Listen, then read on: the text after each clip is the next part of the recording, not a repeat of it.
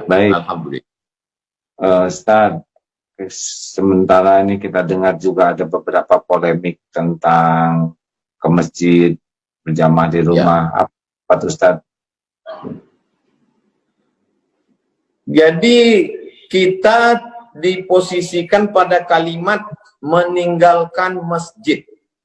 Kalimat meninggalkan masjid itu yang melukai hati kita. Padahal sebenarnya kita sedang berpindah dari satu sunnah ke sunnah yang lain. Jangan dikatakan, kenapa kita meninggalkan masjid? Bukan begitu. Kita sedang pindah dari sunnah ketika aman dengan sunnah Rasulullah ketika sedang dalam masa wabah. Dalam masa aman, sunnahnya adalah memakmurkan masjid. Dalam masa kondisi sekarang, sunnahnya adalah kita lebih memilih keselamatan. Maka yang kita lakukan sekarang ini juga adalah sunnah. Kata Nabi SAW, firra minal majzum, firaraka minal asad. Larilah engkau dari orang yang terkena penyakit menular, seperti engkau lari dari singa. Jadi hari ini kita sedang melarikan diri dari orang yang terkontaminasi penyakit seperti larinya dari singa. Ini juga sunnah. Jadi kalimat ini besar pengaruhnya, Kiai Haji Abdullah Gimnastiar. Jadi pemilihan kata itu saya lebih memilih menggunakan bahasa daerah. Di Riau mungkin lebih familiar tuna di rumah. Tuna di rumah, stay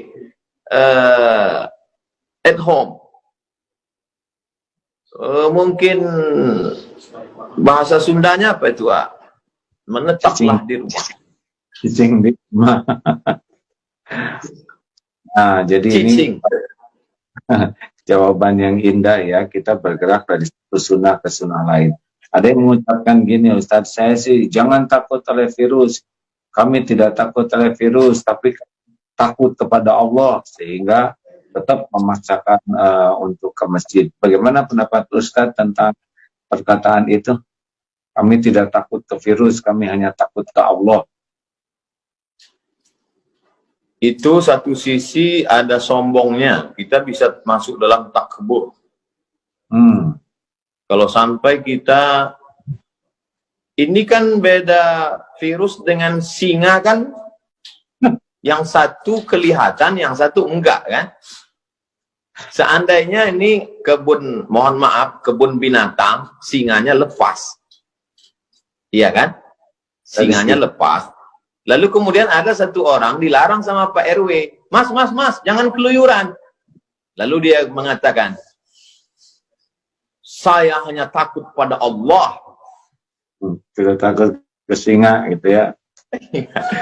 Jadi kita dalam Islam diajarkan, Ahlus Sunnah wal Jamaah mengajarkan kita untuk ikhtiar, ada usaha, bahwa kemudian terjadi, berarti kita beriman kepada rukun iman yang keenam, takdir baik, takdir buruk. Tapi sebelum itu ada usaha ikhtiar, dan usaha itu sunnah.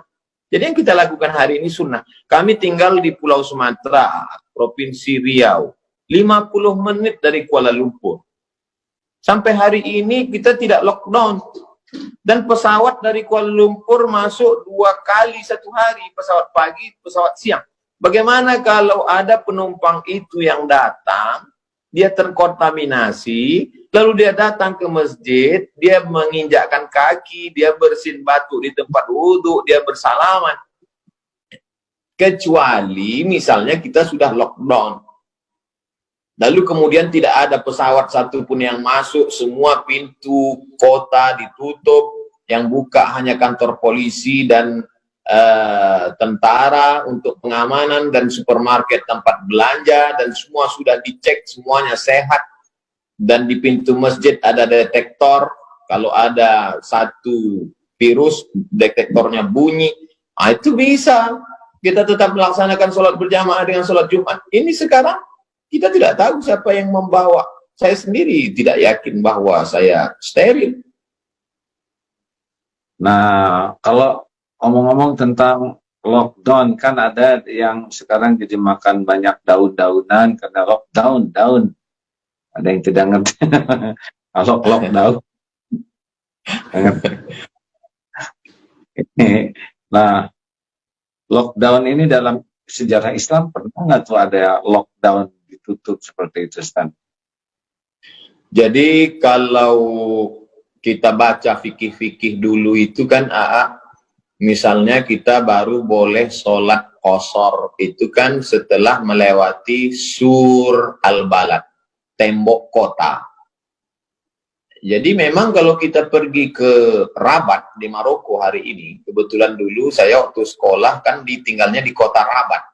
Jadi Rabat itu sampai hari ini memang kotanya ada temboknya. Keliling kota itu ada tembok. Tembok itu tetap bisa utuh terjaga karena memang hujannya jarang dan dia terbuat dari batu gunung. Jadi ketika zaman dulu kalau terjadi wabah suatu kota itu pintu tembok itu ditutup rapat sehingga orang luar tidak masuk dan orang yang di dalam tidak keluar karena kota itu ada temboknya. Dan kota Al-Madinah Al-Munawwarah dulu juga kalau kita bisa kita browsing, coba cari gambar Madinah zaman dulu, itu ada temboknya keliling. Kalau terjadi sesuatu, musuh datang dari luar, itu pintu. Makanya ada riwayat tentang Umar bin Khattab menerima kunci dari Bethlehem dari Palestina yang kuncinya dipegang oleh pendeta Nasrani. Artinya kota itu ada temboknya, ada pintunya, ada kuncinya. Jadi ketika lockdown, ya tinggal tutup pintu aja. Kalau sulit menggambarkannya, nonton film Troy.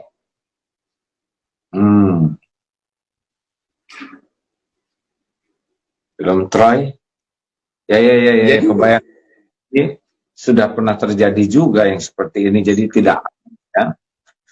Ustaz, jadi zaman dulu ketika terjadi sesuatu, mereka tinggal lockdown aja, tutup pintu kota, orang luar nggak boleh masuk, orang dalam nggak boleh keluar, selesai. Cuman kita sekarang kan ada kereta api, ada bis, ada akses jalan banyak. Jadi zaman dulu mereka lebih mudah untuk lockdown. Iya. Baik. Alhamdulillah. Selanjutnya nih pertanyaan, enak paling enak bagiannya satu sama ya.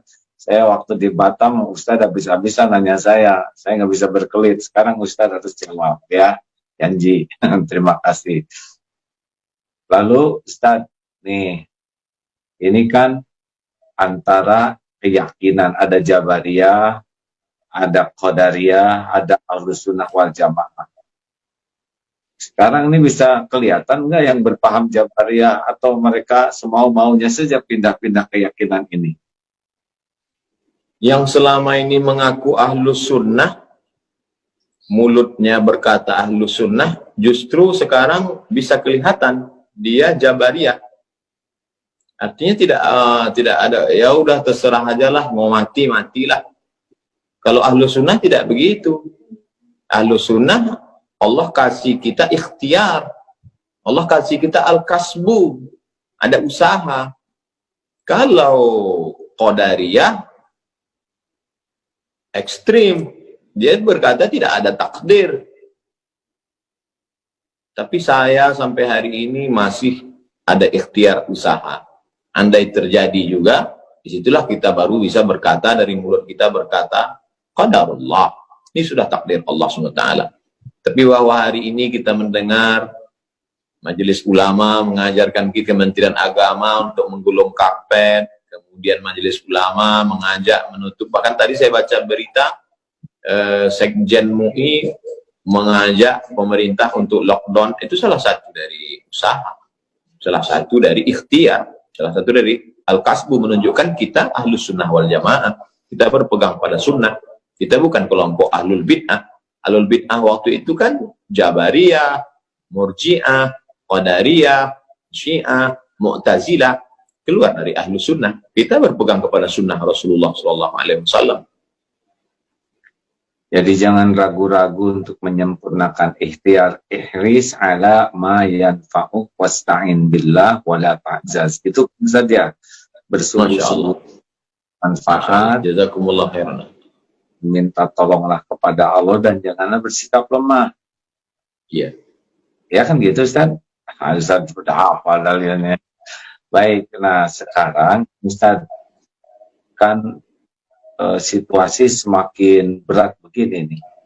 Kelihatannya kepatuhan umat kepada ulama itu ada poin tersendiri nggak Ustaz? Seperti sekarang ya. Sebetulnya kan bagi yang sudah daerah merah begini, kalau tidak ke masjid sebetulnya tidak rugi sama sekali. Niat sudah dapat pahala. Biasa ke masjid kita akan tidak ke masjid karena uzur juga dapat pahala. Kemudian kita menjauh dari kemudaratan dapat pahala. Tidak mencelakakan orang lain dapat pahala. Patuh kepada ulama juga pahala. Jadi sebetulnya luar biasa dalam keadaan begini kalau kita betul-betul pakai hati dan kejernihan berpikir. Gimana menurut Ustaz bahwa ya kita ke majelis ulama tuh ada poin khusus tidak tuh? Kita beragama ini bukan ikut perasaan, tapi berdasarkan ilmu. Makanya la ilaha illallah di awal ayatnya fa'lam. Fa'lam. Itu kasihan. Fa'lam berilmulah. Ada ilmunya. Fa'lam annahu la ilaha illallah. Berilmu tentang la ilaha illallah. Makanya tadi saya tunjukkan kitab 50 sifat. Jadi Imam Al-Qusairi melarang orang uzlah kalau tidak punya dua ilmu. Ilmu akidah, ilmu fikih. Kalau hanya modal nekat uzlah, nanti di tempat uzlahnya dia tidak selamat dari godaan setan.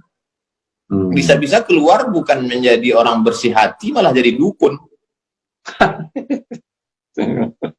Jadi kalau nggak punya akidah yang benar, tidak punya fikih yang benar, uzlah hasilnya jadi dukun ya.